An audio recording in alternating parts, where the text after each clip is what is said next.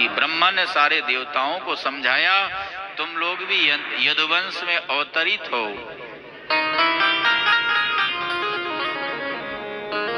मथुरा भगवान यत्र नित्यम सन्निहितो हरिः।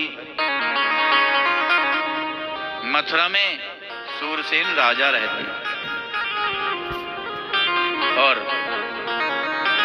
उग्रसेन का पुत्र है कंस, देवक की पुत्री है देवकी। वसुदेव देवकी का विवाह संबंध हुआ। सूरसेन के पुत्र वसुदेव और देवकी का विवाह हुआ। अपनी चचेरी बहन को प्रसन्न करने के लिए कंस बागडोर पकड़ करके स्वयं जाने लगा। आकाशवाणी हुई, पथि प्रगणम कंसम आभास शरीरवाग अस्यास्त्वामष्टमो गर्भो हंतायाम बहसे अबुध। अरे मूर्ख कंस, जिस देवकी को इतनी प्रसन्नता से ले जा रहा है, उस देवकी का 8वां गर्भ तेरा काल होगा। आकाशवाणी सुनी कंस ने देवकी के केस पकड़ लिए, तलवार उठा ली मारने के लिए। वसुदेव जी ने समझाया, राजन ये तुम्हारी बहन है, मांगलिक चिन्हों से चिन्हित है, विवाह का अवसर है, अवला है, अवला के ऊपर सूरवीर हाथ नहीं उठाते हैं। यदि मृत्यु से बचने के लिए तुम इसको मारना चाहते हो तो महाराज मृत्यु तो निश्चित है, जिसका जन्म हुआ उसकी मृत्यु निश्चित है। देखा उसका हट, वसुदेव ने प्रतिज्ञा की, इससे तो तुमको कोई भय नहीं लगना है, इसके पुत्रों से भय है। जितनी संतान होगी मैं तुमको लाकर समर्पित कर दूंगा। कंस जानता था वसुदेव कभी झूठ नहीं बोला है। पहली संतान हुई, कीर्तिमान नामक बेटा, उसको गोद में ला करके और कंस को दे दिया लाकर। ये छोटा सा बालक मुझे क्या मारेगा, ले जा लो। उसी समय नारद जी आए और कंस से बताया, तुमने बेटा को वापस कर दिया, 8वें बालक से मेरी मृत्यु है। 8वां 8 पंखुड़ी का फूल लाकर दिखाया, इसमें बताओ पहला कौन 8वां कौन। नारद जी ने पहले को 8वां और 8वें को पहला सिद्ध कर दिया। अब तुम्हारा देवकी वसुदेव को जेल में बंद कर दिया, कारागृह में बंद कर दिया और एक एक संतान होते गई, सबको मारता गया। 7वीं बार साक्षात अनंत शेष आए। भगवान नारायण ने अपने धाम में माया से कहा, तुम देवकी की उदर का जो पुत्र है उसको रोहिणी की उदर में डाल दो, मुझे क्या मिलेगा। बोले तुमको मिलेगा अनेक, तुम्हारे मंदिर बनेंगे और दुर्गा भद्र काली आदि नामों से तुम विख्यात होंगी, पूजित होंगी। भगवान की आज्ञा स्वीकार किया और माया ने वैसे ही किया। भगवान साक्षात अपने संपूर्ण गुणों से युक्त होकर के देवकी की उदर में आ गए। अब वह समय आ गया जब भगवान के उत्पन्न होने का। भादो का महीना, अष्टमी की तिथि, बुधवार का दिन, अर्धरात्रि चंद्रोदय के समय रोहिणी नक्षत्र में साक्षात देवकी से कंस के कारागृह में भगवान नारायण चतुर्भुज स्वरूप से प्रकट हो जाते हैं। बोलिए कृष्णचंद्र भगवान की। तम अद्भुतम बालकमंबुजे क्षणम चतुर्भुजम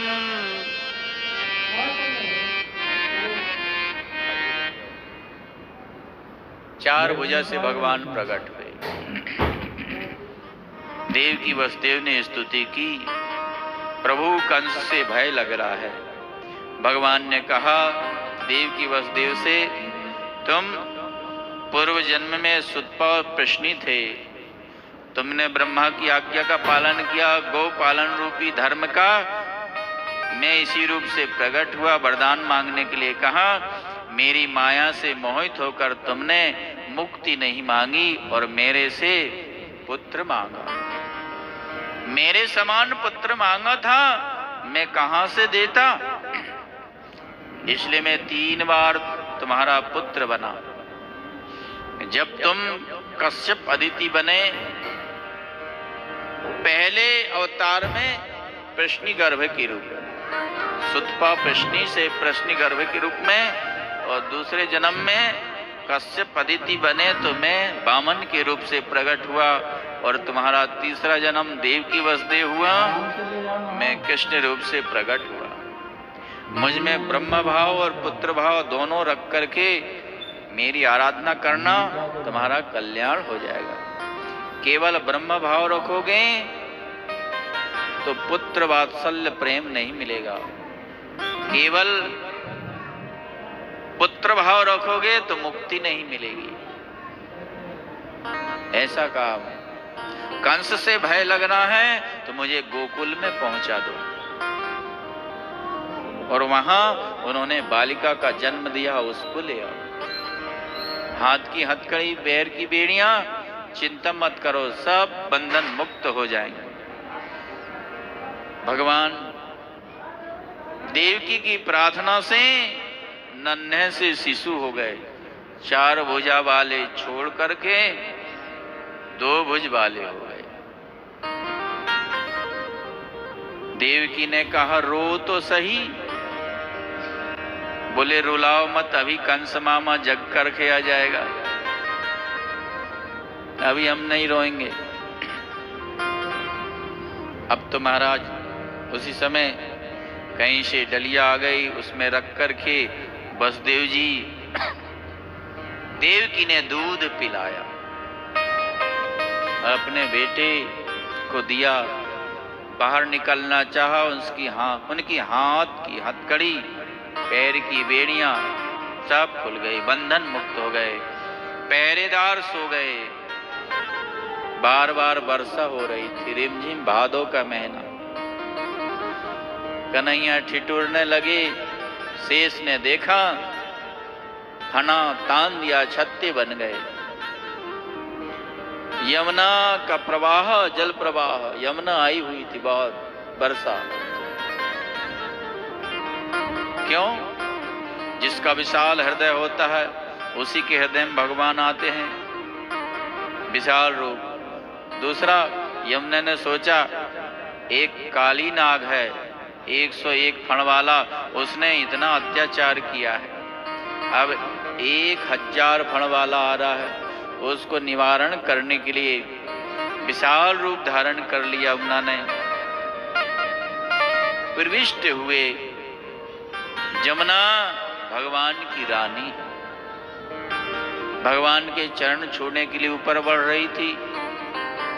अब चरण तो तब मिले जब ससुर साहब पूरे डूब जाएं। बोल राधे राधे।